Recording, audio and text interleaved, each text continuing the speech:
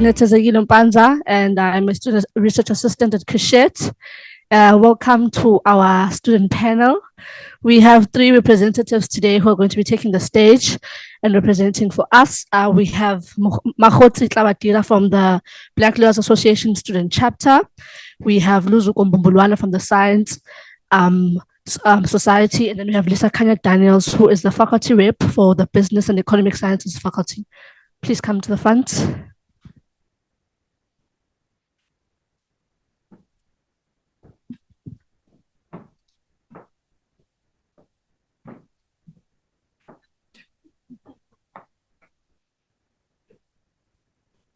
So colleagues, each of you guys has got 10 minutes to give us a overview, and you were sent the question. So how the discussion is going to go is that each and every person is going to go according to the 4 questions that were sent. So the first one was, how do you see the role of students or student leadership in the project of decolonization and Africanization at the university? The second one is, what work is your organization undertaking that you see as a part of Africanizing and decolonizing the process? Number 3 was, what are the challenges that your society faces in undertaking this kind of work? What tensions emerge? And number 4 is, what kind of futures do you imagine for your society or organization in the context of the university's vision of being a African dynamic? So we are going to start with our Black Lawyers Association representative. There's a mic next to you.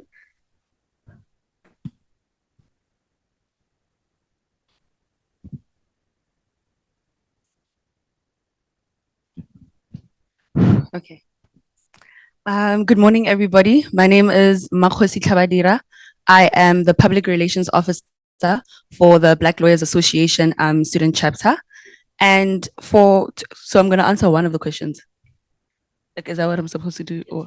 No, you can answer all 4 of them. Okay, no problem.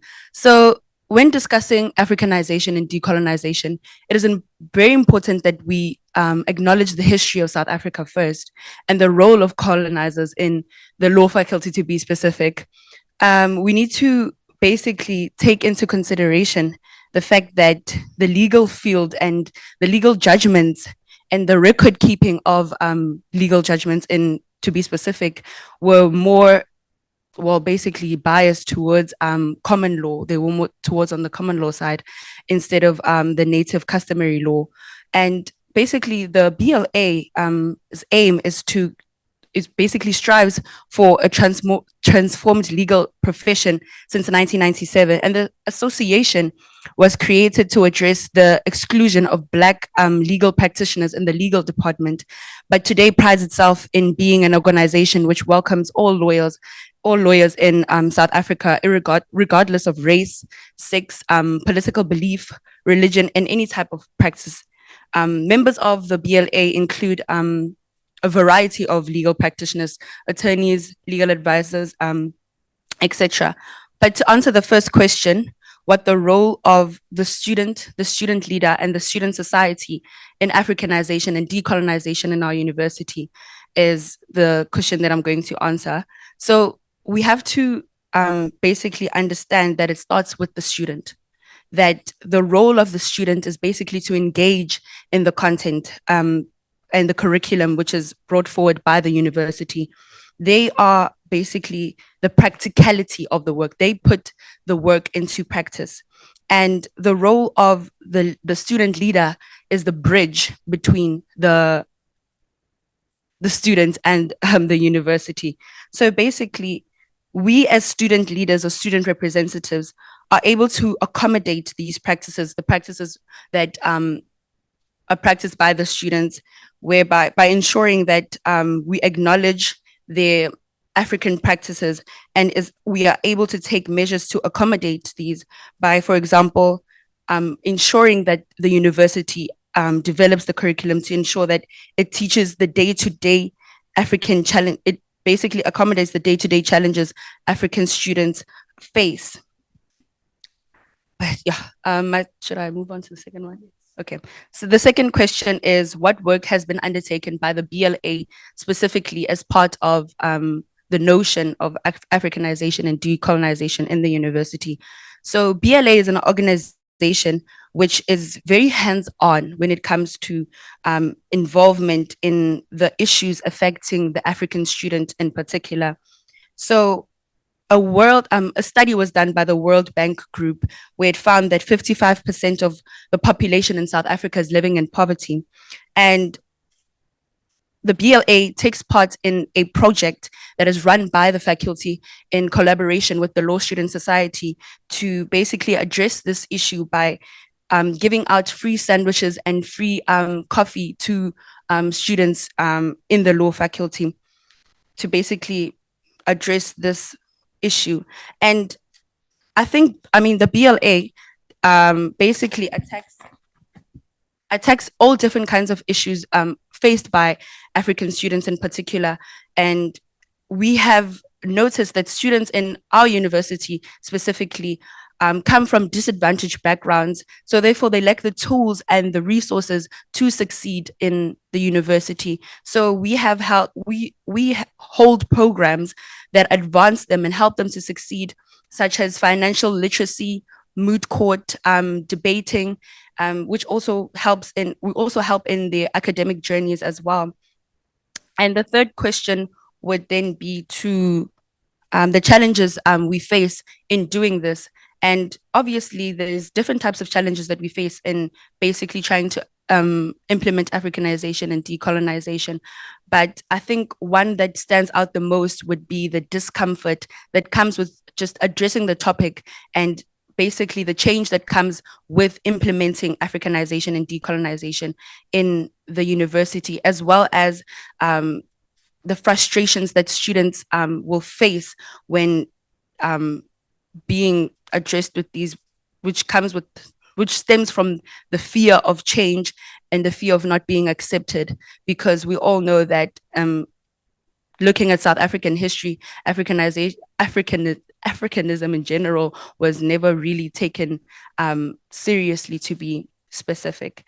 And to close off, I'll answer the fourth and final question, which is our future image for our organization in terms of the university being having a dynamic image. And that would be, we see a future whereby all cultures and Africanness in all its shades is appreciated, recognized, and celebrated. Thank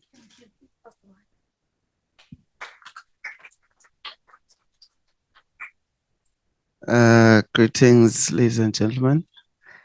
My name is Luzuko Mbumbulwana. Some call me Small Bullet. I am the chairperson of the Science Society in the year 2024. Yeah, nothing much. Okay, so with the questions, I thought it was going to be one question at a time. Now I feel a bit shaky. So the first question is, how do you see the role of students and student leaders and student societies in the project of Africanization and decolonization in the university? I think students basically and student leaders are actually at the center, or should be at the center of the decolonization project, because especially in the university, because they are the main stakeholder, and also because they are the ones who in the years 2015 and 16 who actually brought the conversation of decolonization to the fore, because of the discomfort of what was in the university space. So I do think that student leaders and students in general should be at the center of all projects that include decolonization of knowledge and the university space.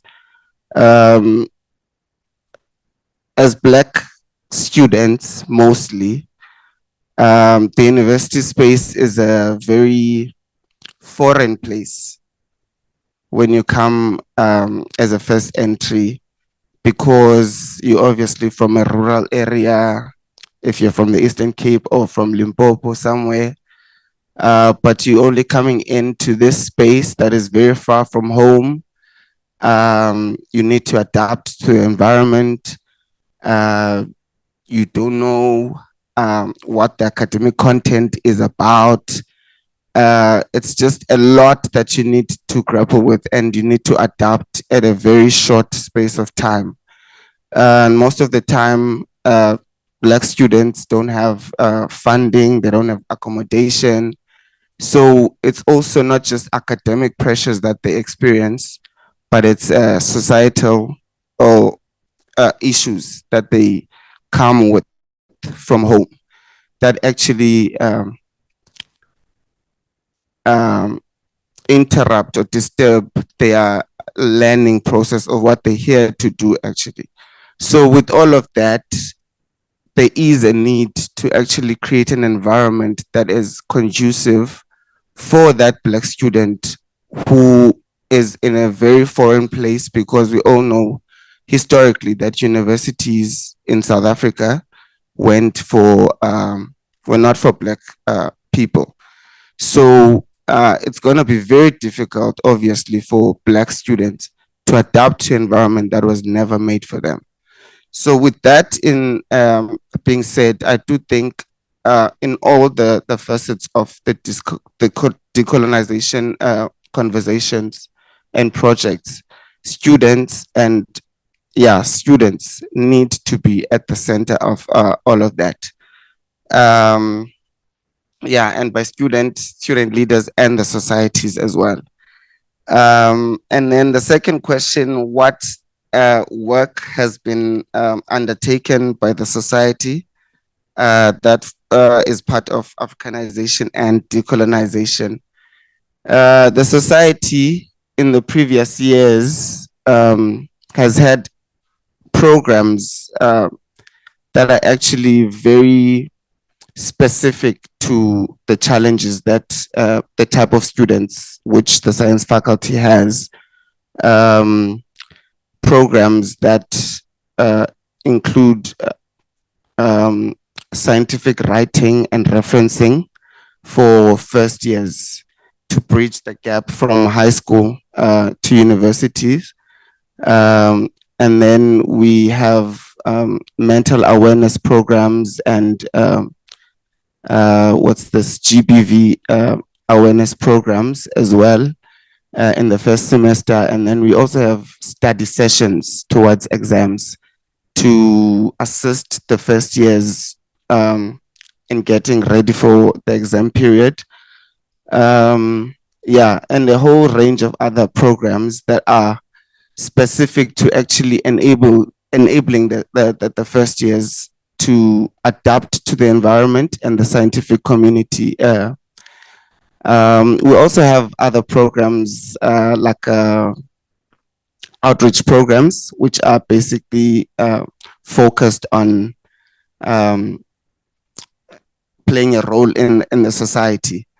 We have a program where, closer to June, where we go out to schools in the community to go apply for them for the following year, for matric students to come into university the following year.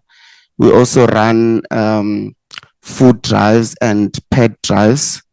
The deputy chairperson is here also. She was running a food drive last year, heading that. So we do have programs that are focused on enabling the students to adapt to the environment, and also programs that look into what is happening in the societies, the close societies that we're in, which is the election.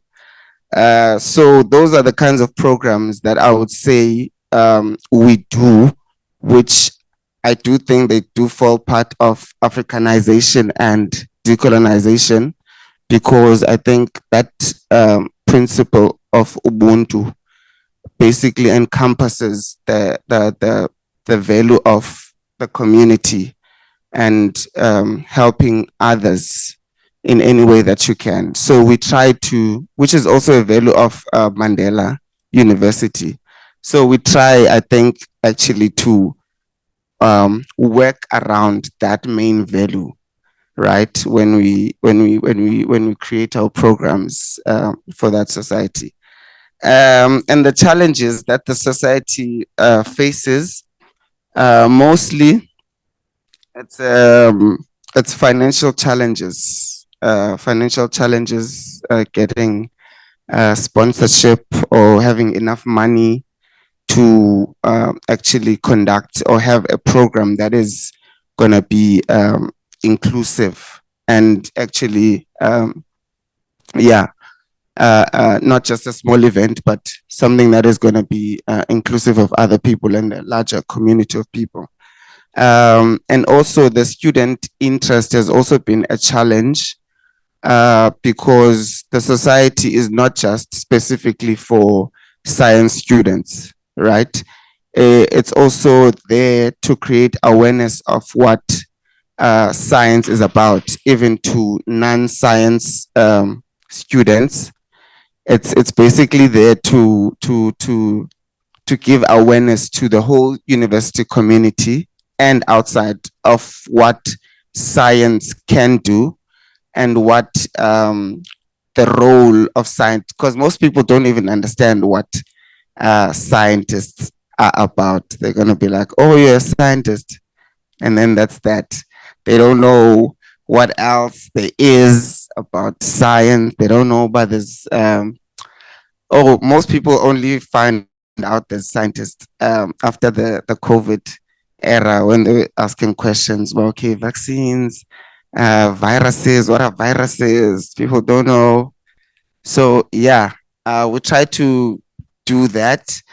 But yeah, there are challenges where people don't understand and we need to explain to them. The last question was the kind of future that we imagine for the society in the context of the university's vision of being a dynamic African university in service of society. What I imagine for the society in relation to the vision of the university, I feel like the university should contribute more in that faculty in terms of, I don't know, support, whether it's financial or it's any other way, because the potential that the faculty has in terms of what the science that it produces has a great potential to actually put NMU as a science hub in a well-positioned, I don't know, whether globally or in South Africa, but it has a great potential, but there is, I don't know, lack of investment. There's a lack of investment, and I feel like even this, it boils down to what the students now receive as content and what they take out as graduates when they come out, because you find that many of them, they do not have the attributes that Nelson Mandela wants to instill in its graduates. And also the skill that is being transferred to them, they don't fully grasp it. And when they get out to the job market, they are half cooked, right? So I feel like there's that gap that is lacking because of that lack of investment by the university itself in that faculty. Otherwise, the society, I do think it is going to keep growing. We have a lot of plans as well this year to try and engage as many people, right? To know what is happening in their surrounding, to know what is in context to the science and to South Africa as a whole, right? Because there's engagements about what the energy transitions and ESCOMs and stuff like that. In the background of all of those, right? It's things that have to do with contributions of science, that gap of the energy that is now that we're experiencing now. But most of the people don't understand that, right? And even the science graduates that we're producing, there's a gap that is there. Hence, that external gap will not be addressed in a very quick pace, in a faster pace, because of these shortcomings that are not being addressed from this transfer of knowledge and skill, which is in the university space, right? Yeah, so okay, let me just stop there. So that's it. Hi, everyone. My name is Lisa Kanya Daniels, and I'm a development studies student, as well as the business and economics faculty representative for the 2024 academic period.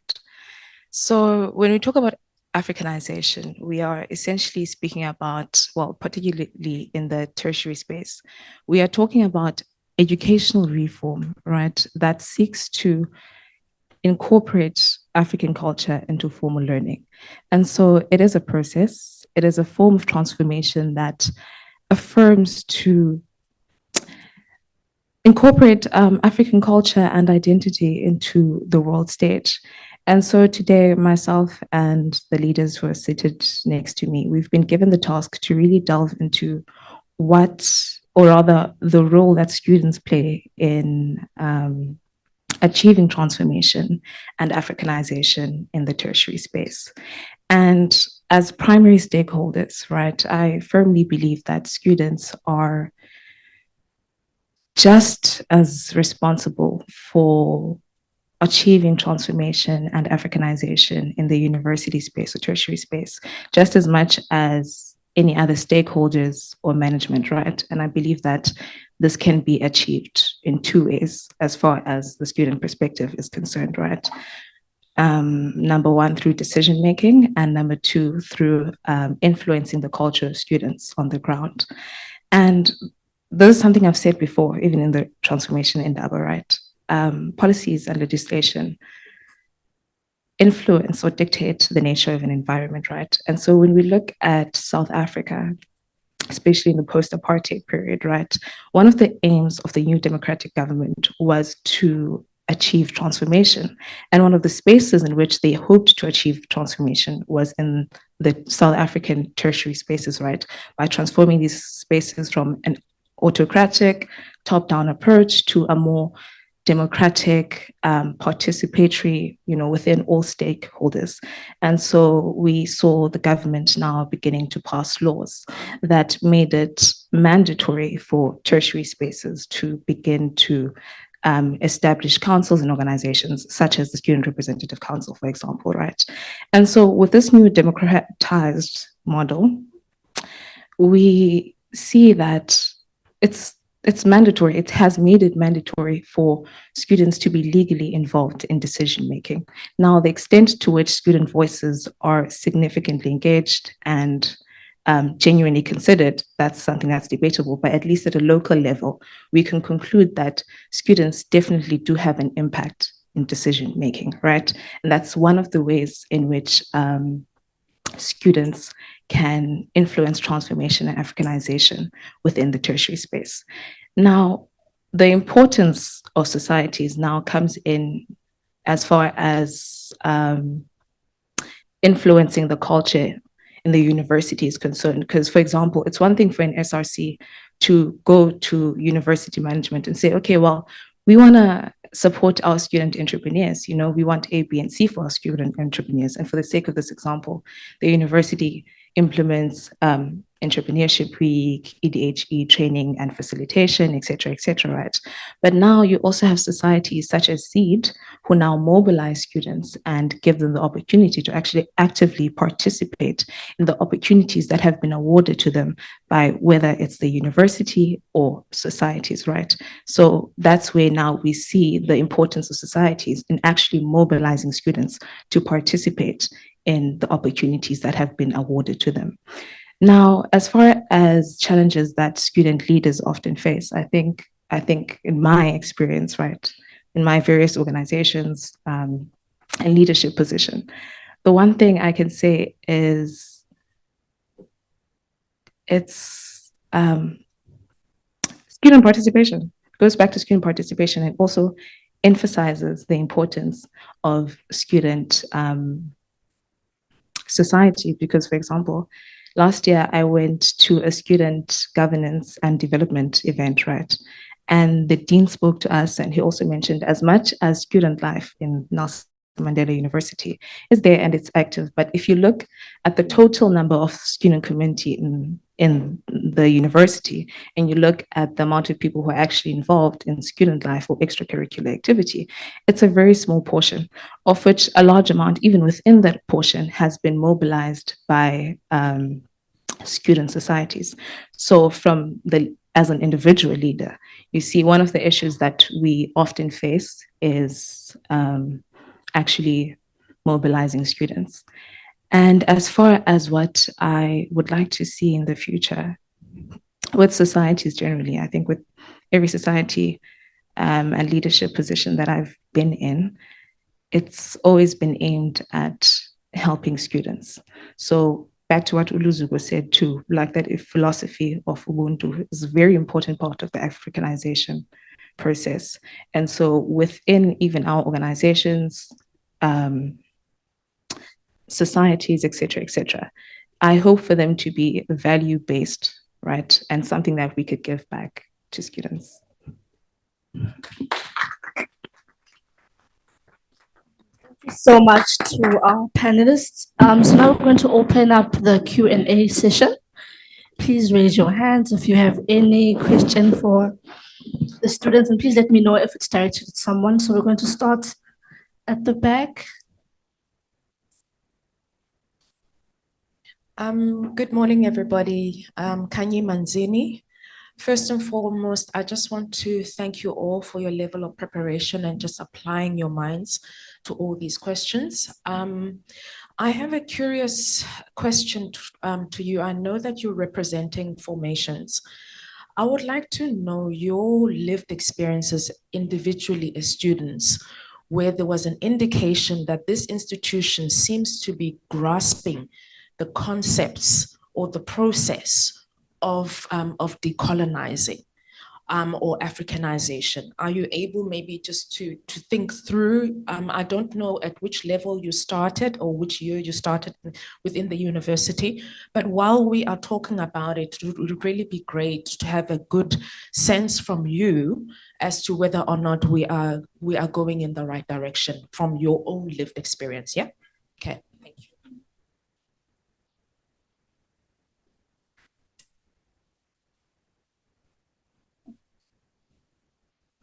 Thank you very much, Chair.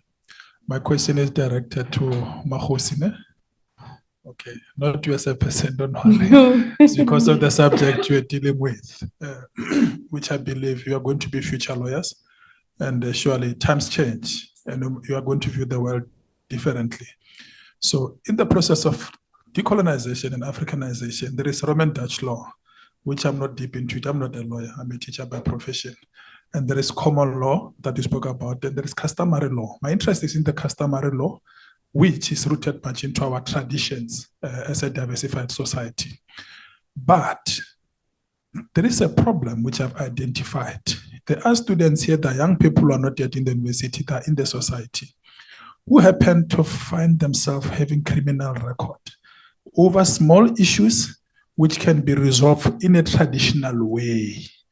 And some of them involve our emotions. You know, we tend to be emotive and negative and tend to say, I'm going to take you down and I'm going to destroy your future. Remember, we are young, perhaps by that time, or somebody just want to destroy someone. And in the court of law, sometimes if people want to resolve issues in a civil way, let me say, I come to your house, I say, I know I'm wrong. After I open the case, I realize that what I did to you, I'm wrong. You can still go back to court and say, I'm intimidated. You understand what I'm saying? Yeah. After I opened the case, this person came to me. I didn't like that because he's trying to interfere with the law. Then the charge can be added again. But that person was trying to resolve the matter. So I want to understand, because decolonization is trying to find solution for the people. Perhaps in our instances, because some of the things that are committed are just based on material conditions. You understand? They can be resolved. Mm-hmm. So how, as the future lawyers and the student chapter, which is linked to the BLA, finding a solution or proposing how the customary law can be used formally to say these cases are going to be categorized in this manner. It's not depending on the magistrate, because customary law seems to be talking about marriage. So as people who are going to be lawyers, doesn't matter black or white, you just have to study the society. How do you think what I'm saying must be formalized and make sure that there is a court? It's not the discretion of the magistrate, which says, this person was hungry, stole a loaf of bread, this is 10 rand. And then if he repeat, then we take him to court and he's going to jail. Thank you.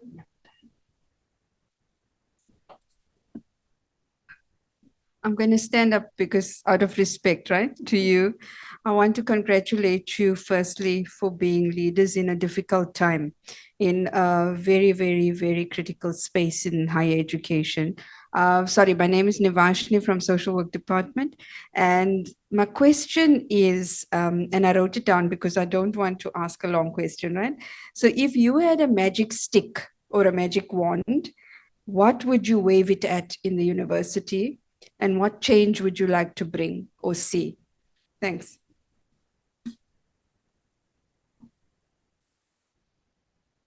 Thank you, Chair. Yeah, my name is Zeni Chentu and I'm the Acting Dean of Science. Thanks again for bringing these matters to the fore that affect the students. So mine is directed to Luzuko, while I'm thinking that we are busy with the recalculation process in the faculty, which I'm leading. And I don't hear the students' voices, right? But I've invited the students to the committee. I think SAISA is also represented there quite strongly. And I hear ourselves talking to ourselves and debating issues of streams. Of course, we're basing ourselves with benchmarks nationally, internationally, what needs to come to the fore in science. Perhaps your debate is still coming. But maybe now at the curricular level, what needs to happen? Because we are saying the student needs more assistance at the level of the soft skills to get into the science. Because we hit it with hardcore science right away. You get into chemistry, you start to learn about an atom, which is probably quite disconnected. I think actually I would be thrown out of a first year class if I were to go back and teach first years, because I would approach it completely differently. But where we start is probably not the best way to start. I want to hear now the students' views about issues of curricula that we should now be dealing with, let alone that we're debating streams now. We'll get to actual academic structure and actual modules. But I want to understand where students sit in terms of how we should be approaching that question. Thank you. Okay, this is the last hand. Good morning, everyone. Especially to our presenters. My name is Zugiso Kwam. I just want to, maybe from all of you, not specifically to anyone, I'm just curious to know how would you make sure that there's more student involvement. I think somebody mentioned that there's lack of or there's limited student involvement. Even though there are efforts, you are doing a lot, even out to, you even go to high schools and so on. But within the university space, what efforts could be made to make sure that the students are grabbing the opportunity that is there, that they are given, to participate, because now via the what is it, the spaces that you are in, for an example, the societies, students have, that opportunity to get involved and for their voices to be heard. So how can we maximize, or I don't know how to put it, but to make sure that more students are involved and are getting the opportunity as well? Yeah, I think that is I'm really interested to know, because even in our classes, you'll find out that students are, we give opportunities as lecturers for them to give input, and they do not take those opportunities. I'm not sure if you get my question. All right. Thank you so much for the questions. So because we're pressed for time, I'm going to give each person 5 minutes to respond, but just to go through the questions again.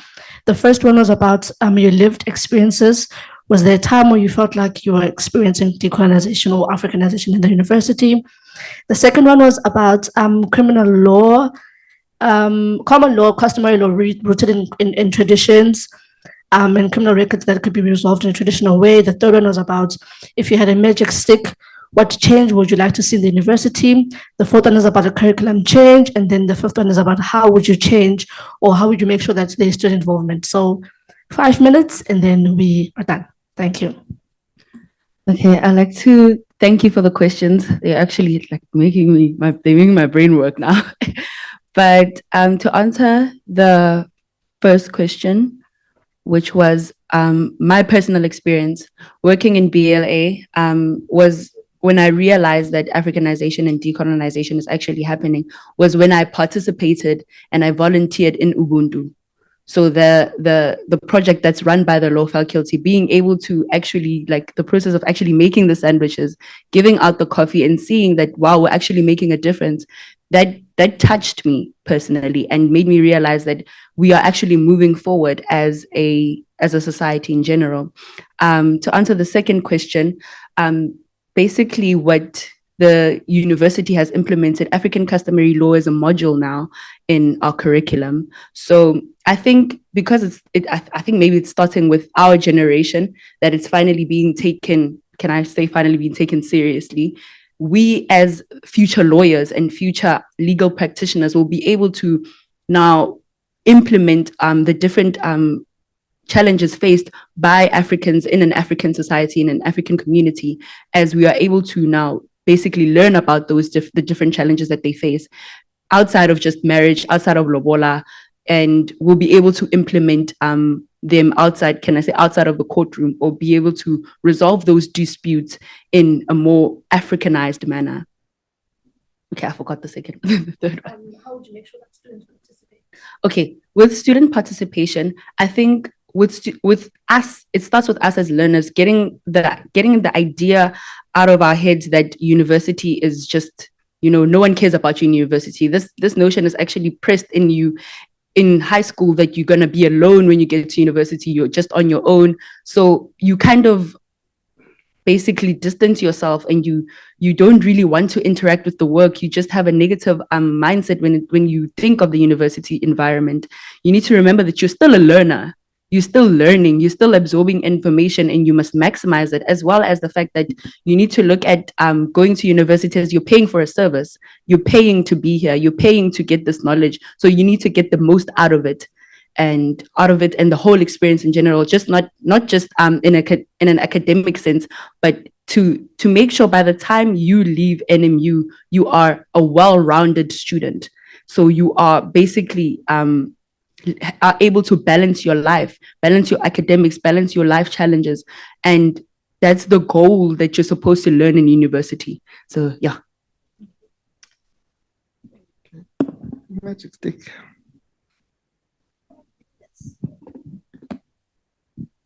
Oh, the magic stick. Oh, if I was to wave a magic stick, I would basically change the language dynamics in the university, because I personally am from Pretoria. I grew up in Pretoria. I speak Tswana, speak Pedi. So coming here and having to adapt to speaking Xhosa, it would be nice to be able to come to the university and speak in my own home language and have the people understand me and be able to interact with lecturers and my work in general in my own native language, even though I've come to a different place. It's still in South Africa. It's an official language in South Africa. So I would definitely change that so that the university accommodates every single language that is basically an official language in South Africa. Okay. Thank you for the questions. Lived experience of decolonization here on campus. A few that I would say I've been a part of as a transformation officer previous years, which were around GBV,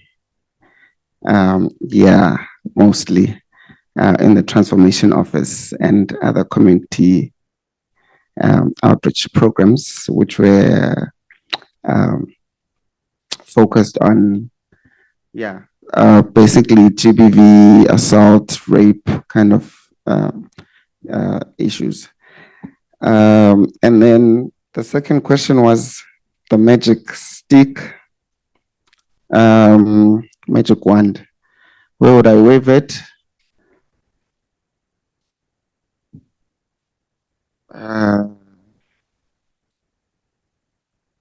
Yeah, it's a bit tricky. There's a lot of places actually. Yeah, there's a lot of places. I don't know. Should I pick one? Okay. Yeah, I think I would under management of the university. Yeah, on the whole management. Yeah. Are you trying to make them disappear or? No, not disappear, just upgrade. Okay. Wake up call. Okay. The third question was the curriculum renewal approach. Yeah, in the sciences, there's currently that curriculum renewal that is happening. I think the approach currently is about adding new modules, right, that correlate with the changing environment in industry or in the job market. That is, I think that's the current approach now. But I think it could take a more in-depth approach that focuses also that includes the cultural element or the diverse element of the student profile that is in that faculty, right? Or the decolonial element that I would say is missing in that curriculum approach, because I think it might focus mostly on a certain group or a certain group of people and exclude another group. So I don't know how exactly now, but I think that element needs to be included in that approach. And then the fourth question was how to mobilize students, the efforts to mobilize students to be part of those programs. I think it rests on the student leaders or the society leaders to actually be intentional in having students participate, because you putting yourself to being a student leader, you want to be in the forefront. So I think it does fall on the shoulders of the student leaders to actually be intentional about what they want to do or the service that they want to do, because you won't want to be in leadership and not have people to serve, right? So that understanding, yeah, with the student leaders. Yeah, I think that's it. Okay, first question, lived experiences, right? I think my entire university experience has been a testimony to this, right?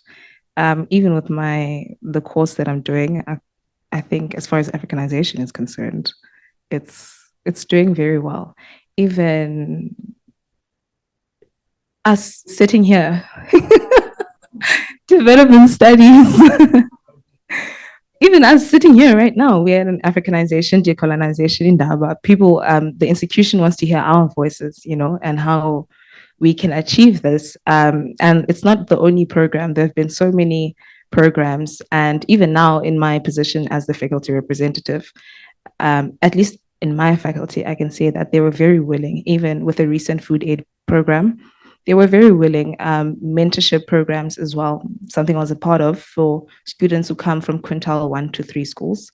They were very willing to, you know, to help out and to actually, so as far as I'm concerned, the school has been very proactive. And then Magic Stick. Okay, so I mean, having just come out of registration period, there have been a lot of issues that, you know, student faced. So if I had a magic stick, I'd probably make more resources available to the university to respond to their immediate needs. So mostly accommodation and food parcels. And then maximization of student involvement. I've noticed that with students, they respond when their immediate needs are met, right? So I'm not sure how we're going to necessarily navigate that. Like, for example, if there's an event, right, and there's no food, there'll be no students. But even if like there is food and the student was passing, they didn't even know the event was happening, they will come in, you know? So yeah, students respond when their immediate needs are met. So if you can kind of develop a value-based system, that would maximize student involvement. Thank you so much. We have come to the end of our session. We can break for tea and scones in the hallway. Thank you so much.